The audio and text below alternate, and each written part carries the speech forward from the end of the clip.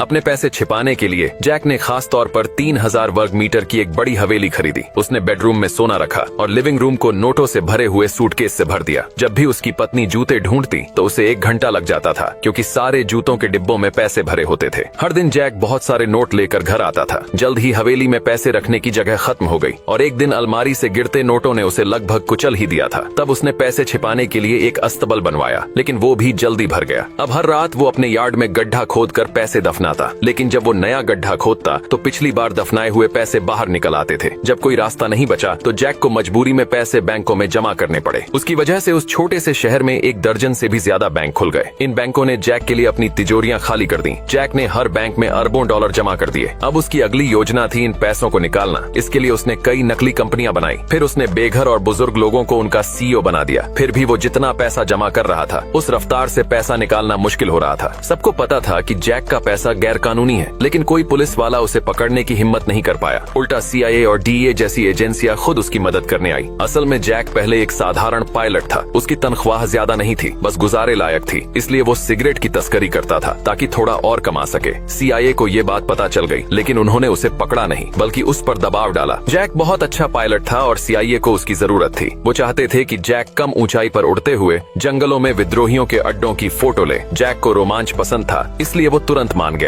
लेकिन ये काम इतना आसान नहीं था। जब भी वो विद्रोहियों के इलाके में जाता तो उस पर गोलियां चलाई जाती। लेकिन जैक प्लेन उड़ाने में इतना माहिर था कि वो हर बार बच निकलता। जंगलों में इतनी उड़ानों के कारण एक कोलंबियाई ड्रग माफिया की नजर उस पर पड़ी और फिर जैक की किस्मत बदल गई। अब वो अरबपति बनने वाला था।